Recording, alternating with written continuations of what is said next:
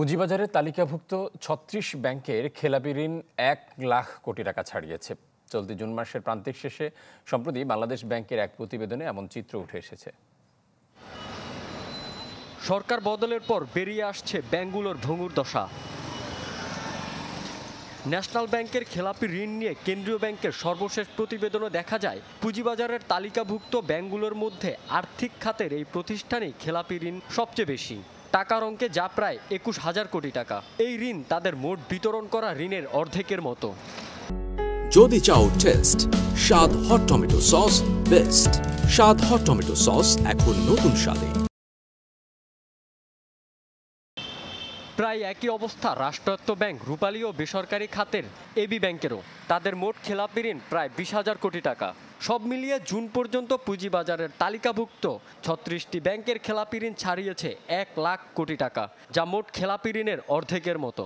প্রত্যেকের মধ্যে কিন্তু একটা পজিটিভ বাংলাদেশ বা একটা উন্নয়নের বাংলাদেশ বা বাংলাদেশটাকে সামনে এগিয়ে নিতে যে জিনিসটা দরকার সেটার জন্য কিন্তু তারা কাজ করছে। তার জন্য আপনি দেখবেন সব খাতেই সংস্কার প্রস্তাবনা আসছে, সব ক্ষেত্রে মানে অনেক পরিবর্তন এসছে। তারই একটা ধারাবাহিকতা আমাদের পুঁজিবাজারেও কিন্তু আমরা পরিবর্তন হতে দেখেছি। বাজার সংশ্লিষ্টরা বলছেন, সুশাসনের অভাবে ব্যাংক খাতের এই দুরবস্থা। অন্তর্বর্তীকালীন সরকার যথাযথ পদক্ষেপ নিলে ঘুরে দাঁড়াবে ব্যাংক খাত, আস্থা ফিরবে দেশের পুঁজিবাজারে। বিশেষ করে এসালম গ্রুপের যে ব্যাংকগুলো আছে এগুলোর উপর কিন্তু মানুষ একটা বড় ধরনের, যেহেতু তাদের পাচারের অভিযোগ, বাংলাদেশ ব্যাংকের পক্ষ থেকে তাদেরকে সহযোগিতা করা, বা একসময় আমাদের কোর্টেও বলা হয়েছিল যে তাদের ব্যাপারে কোনো কিছু জিজ্ঞেস করা যাবে না। অনেক ধরনের তথ্য তখন ওই সরকারের সময় ছিল। তো সেটার কারণে তার কিন্তু একটা প্রভাব এখানে বোঝাই যাচ্ছে এখানে আছে। এখন ওইখানে একই জিনিস যখন তারা ফাইন্ড আউট করে একটা সামারি দিতে পারবে, বাট আসলে যে টাকাগুলো দেশের বাইরে চলে গেছে সেগুলো যদি মূল ধারাবাহিক অনুমতি ফেরত না আনা যায়, তাহলে কিন্তু এই ফাইন্ডিংসটা একটা রেকর্ডেড হিসাবে থাকলো, official statement, but ultimately banking সেক্টরের আস্থা ফেরানোর জন্য কিন্তু ওই টাকা ফেরত আসা জরুরি। অনিয়ম ও দুর্নীতি ঠেকাতে সম্প্রতি পুঁজিবাজারের তালিকাভুক্ত ৭ ব্যাংকের পর্ষদ পুনর্গঠন করেছে বাংলাদেশ ব্যাংক। এর মধ্যে ৬টি এসালম গ্রুপের মালিকানাধীন ছিল।